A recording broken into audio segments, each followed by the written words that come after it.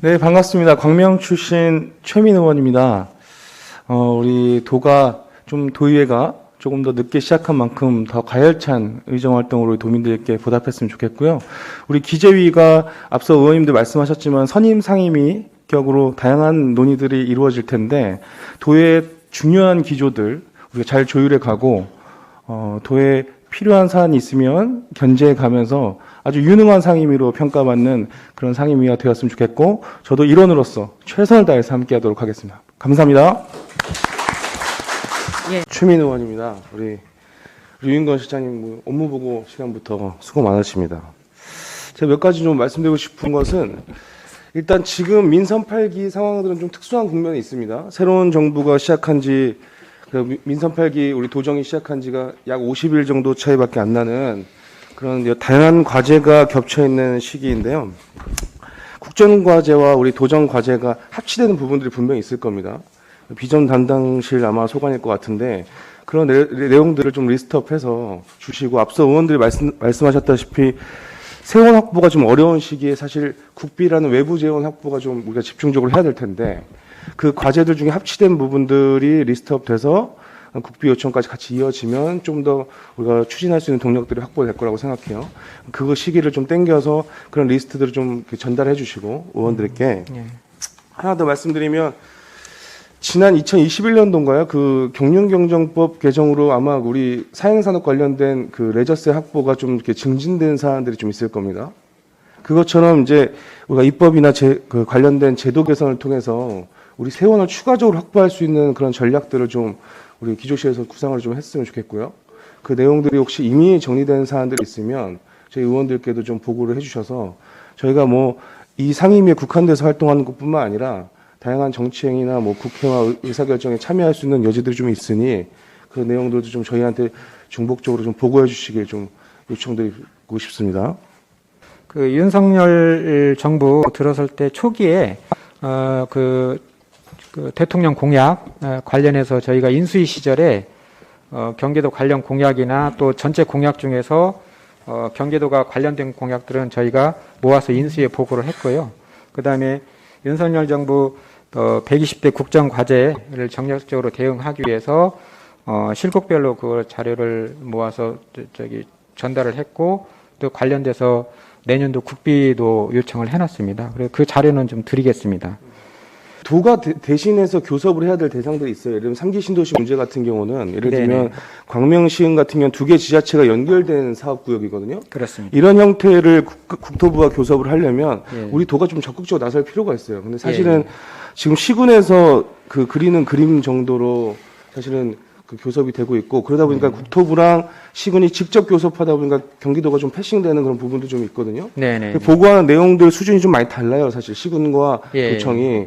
그래서 도가 직접 교섭할 문제들을 그 과제들 중에도 좀 선별해서 저희 의원들한테 좀 보고해 주고 특히 저한테 좀 보고해 주시면 좋겠습니다.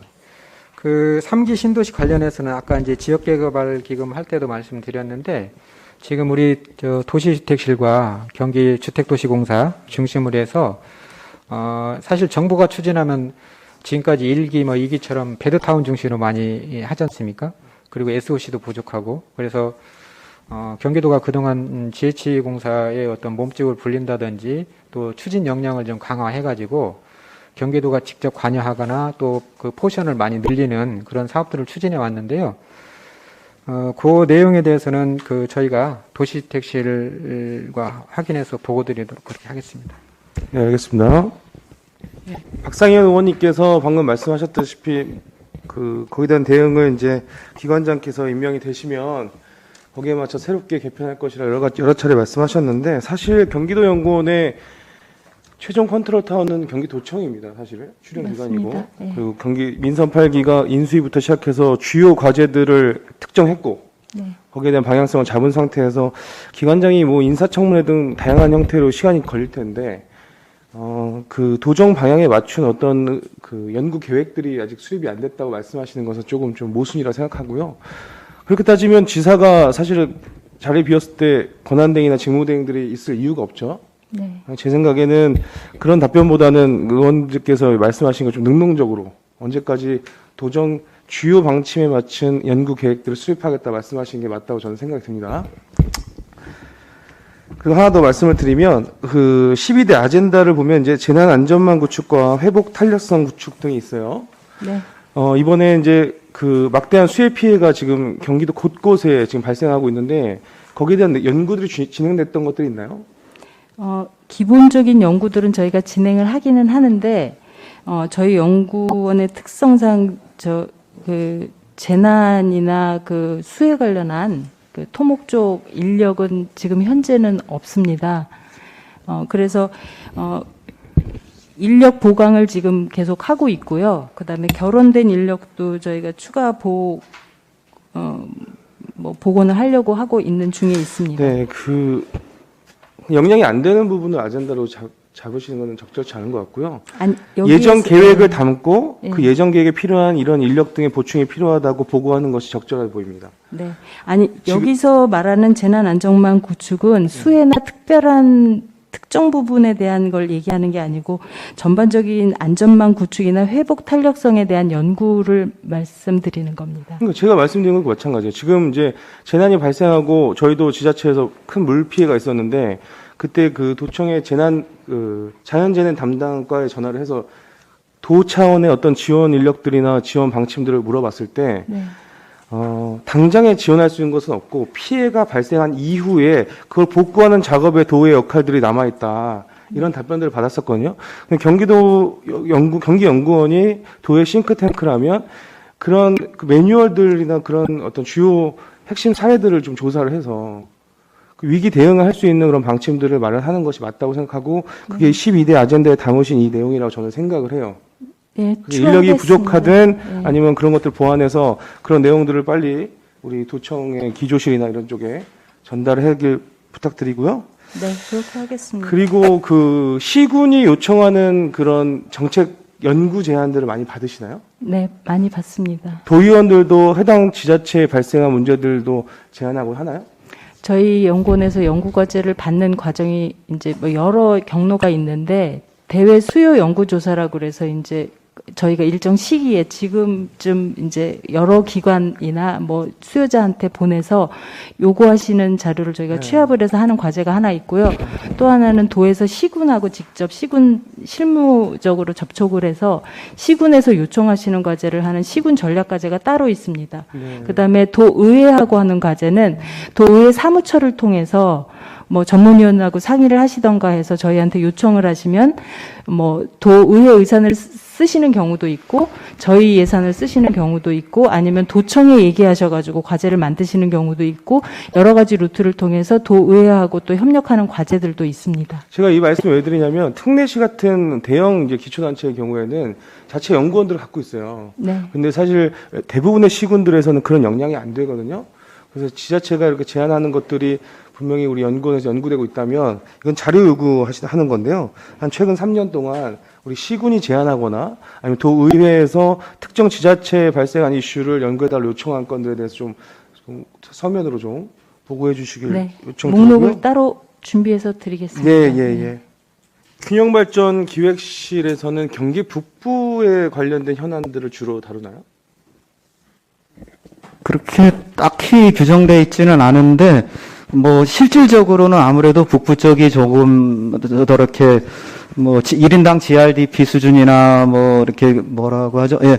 재정 자립도 이런 부분이 뭐 한 3분의 2에도 못 미치니까 아무래도 좀 더 북부 쪽 시군 대상으로 일을 하는 경우가 많습니다만 여주 같은 경우나 뭐 양평 같은 경우는 이렇게 남부로 이렇게 행정구역이 돼 있지만 거긴 또 많이 낙후돼 있어서 상당한 지원을 하고 있습니다. 일단 그 업무보고 자료를 보면 거의 경기 북부에 대한 내용이 주를 이루고 뭐 예산에 대한 내용들을 많이 담으셨는데 균형발전이라 하면 그 해당 지자체에 갖고 있는 뭐 산업, 관광, 뭐 소비, 뭐 공적 기능 이런 것들의 취약점들을 보완해서 그 도시가 자족 기능 혹은 직주 근접 가능한 도시로 방향이 나아갈 수 있도록 하는 실의 목적이라고 저는 보는데 사실 업무보고 자체가 좀 북부 쪽에 치우친 면이 없지 않나 이런 생각이 좀 듭니다. 실장님.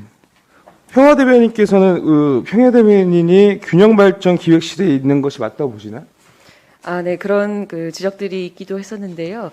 대부분 그 남부에는 대변인실이 있고, 그리고 북부에 또 홍보부처가 지금 저희 평화 대변인실입니다. 그런데 저희가 맡고 있는 업무가 주로 북부의 도정에 대한 홍보를 주로 담당을 하고 있습니다. 그러다 보니까 북부청에서 가장 컨트롤 타워가 되고 있는 균형발전기획실에 소속되는 것이 사실상 조직상으로는 맞습니다. 평화 대변인이 어느 그 위치에서 뭐 업무를 보는 건 중요하지 않고요.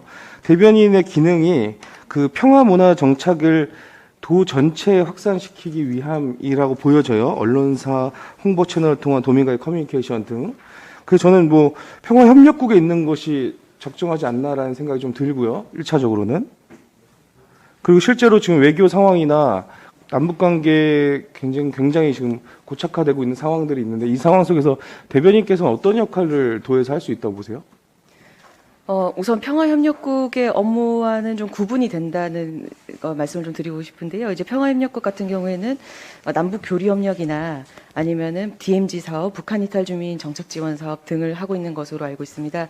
그렇기 때문에 저희가 북부 전체 도정을 홍보해야 되는 저희과의 입장에서는 이 부서가 평화협력국 밑에 가는 것이 조금 더 좀 국한되는 그런 이제 그 상황이 되는 것이고요. 제가 대변인께서 유튜브에 출연해서 하시는 방송들을 쭉 봤는데 그 내용들 보면 MZ 세대가 보는 이 평화 공존이라는 그런 기조 변화 이런 것들에 대해서 새롭게 우리가 그 패러다임을 인식하고 인정하고 준비해야 된다고 여러 차례 말씀하셨어요. 그 내용 측면에서 봤을 때는 뭐 평화 협력국과 연계해서 근무하는 것이 저는 충분히 맞다고 보여지는데 그건 한 번 더 생각을 하시고 단순히 평화 대변인께서 캠페인만 지나치는 것이 아니라 제가 봤을 때 경기연구원이나 좋은 그런 기관들이 있으니 그런 인식 개선을 위한 그런 교육 정책이든지 이런 것들을 좀 구체적으로 준비해낼 로드맵이 좀 필요하다.